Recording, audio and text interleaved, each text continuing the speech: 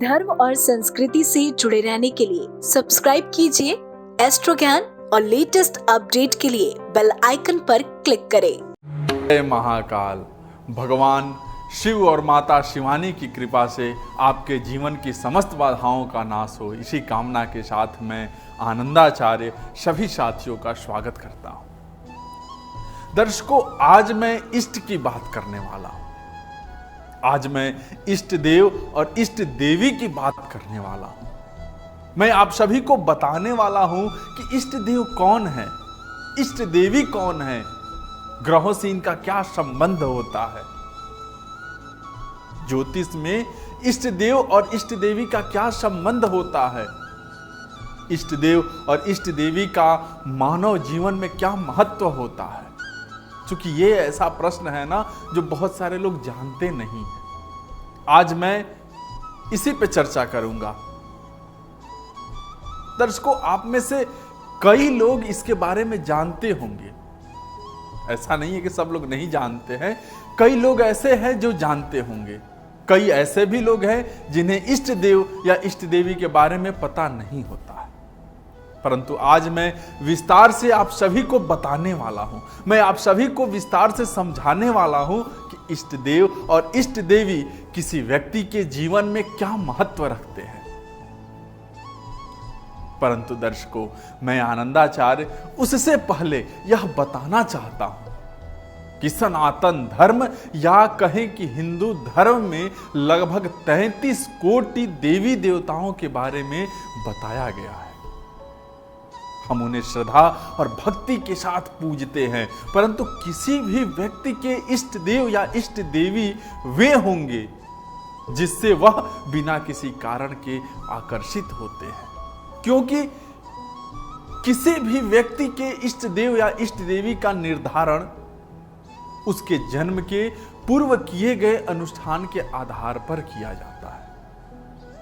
दर्शकों, धर्म ग्रंथों और ज्योतिष शास्त्र में भी कहा गया है कि अपने इष्ट की आराधना करने से आपको 10 गुना लाभ मिलता है, धन और ऐश्वर्य की प्राप्ति होती है। सही तरीके से अपने इष्ट देव या इष्ट देवी को साध लिया तो जीवन भर उनका आशीर्वाद प्राप्त होता रहेगा। उनके आशीर्वाद से सारे कार्य सिद्ध होते रहेंगे।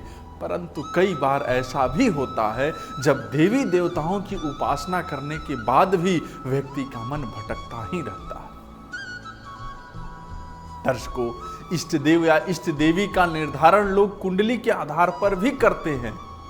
वास्तव में ग्रहों और ज्योतिष का इष्ट देव से संबंध नहीं होता है। इष्ट देव या इष्ट देवी का निर्धारण आपके जन्म जन्मांतर के संस्कार से होता है। जैसा कि मैंने अभी अभी बताया कि बिना किसी कारण के भगवान और भगवती के जिस स्वरूप की तरफ आपका आकर्षण हो वहीं आपके इष्ट देव या इष्ट देवी हैं। ग्रह कभी भी ईश्वर का निर्धारण नहीं करते हैं। ग्रहों की समस्या को दूर करने के लिए विशेष देवी देवताओं की उपासना की जा सकती। दर्शकों, कार्यक्रम के आरंभ में ही मैंने आप सभी को बताया है कि धार्मिक परंपराओं में ईश्वरीय शक्ति की उपासना अलग अलग रूपों में की जाती है। 33 कोटि देवी देवताओं को उपासना के योग्य माना गया है। अलग अलग शक्तियों के रूप में उनकी पूजा की जाती है। दर्शकों, यदि आपकी कुंडली में ग्रहों से जुड़ी कोई समस्या है तो आइए अब मैं उसके बारे में बताता हूं। मैं आपको बताता हूं कि कौन से ग्रह के लिए कौन से देवता की उपासना सबसे उत्तम होगी। दर्शकों, यदि आप सूर्य देव को प्रसन्न करना चाहते हैं तो उनकी पूजा उपासना करें, नियमित रूप से जलार्पण करें, गायत्री मंत्र की साधना करें। चंद्रमा को प्रबल बनाने के लिए भगवान शिव की उपासना उत्तम माना गया है। मंगल के लिए कुमार कार्तिकेय या हनुमान जी की उपासना करनी चाहिए। दर्शकों, यदि बुध ग्रह को अनुकूल करना चाहते हैं या बुध देव को प्रसन्न करना चाहते हैं तो शक्ति की देवी दुर्गा की उपासना करें। देवगुरु बृहस्पति को प्रसन्न करना चाहते हैं तो श्री हरि विष्णु की उपासना करनी चाहिए। शुक्र की अनुकूलता के लिए मां लक्ष्मी या मां गौरी की उपासना का विधान बताया गया है। यदि आप शनि देव को प्रसन्न करना चाहते हैं तो भगवान श्री कृष्ण और भगवान शिव की उपासना करें। राहु के लिए भैरव बाबा की उपासना कर सकते हैं। जबकि केतु को प्रसन्न या अनुकूल करने के लिए भगवान गणेश की उपासना का विधान शास्त्रों में बताया गया है। दर्शकों, ज्योतिष शास्त्र में यह भी बताया गया है कि यदि आप मानसिक समस्याओं से पीड़ित हैं तो शिव जी की खूब उपासना करें। शारीरिक दर्द और चोट चपेट की समस्या के लिए हनुमान जी की उपासना करनी चाहिए। शीघ्र विवाह के लिए पुरुष जो है वो माँ दुर्गा की उपासना करें और स्त्रियां भगवान शिव की उपासना करें। बाधाओं के नाश के लिए भगवान गणेश की पूजन का विधान बताया गया है। दर्शकों, यदि आप धन संपत्ति तथा ऐश्वर्य और कीर्ति प्राप्त करना चाहते हैं तो मां लक्ष्मी की उपासना करें। मुक्ति, मोक्ष अथवा आध्यात्मिक उपलब्धि के लिए भगवान श्री कृष्ण या देव के देव महादेव की उपासना करें।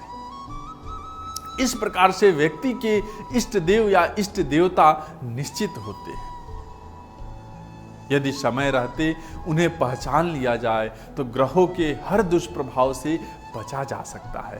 दर्शकों, तो आप भी अपने इष्ट देव और इष्ट देवी को पहचानें और उनकी उपासना करें। फिर सुखी जीवन के लिए किसी दूसरे उपाय की जरूरत नहीं पड़ेगी, दर दर भटकना नहीं पड़ेगा।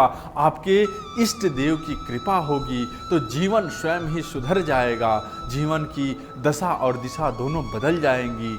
जीवन में खुशहाली आएगी, घर परिवार में शांति का वातावरण होगा। आपका जीवन सरल, सुगम और सफल होगा। आज के लिए बस इतना ही। आपको ये कार्यक्रम कैसा लगता है जरूर बताते रहिए। साथ ही जो लोग बात करना चाहते हैं, सामने नंबर चल रहा है, आप बात कर सकते हैं। और आप लोग हमारे साथ जुड़ रहे हैं, इसके लिए आप सभी का बहुत बहुत धन्यवाद। जय महाकाल।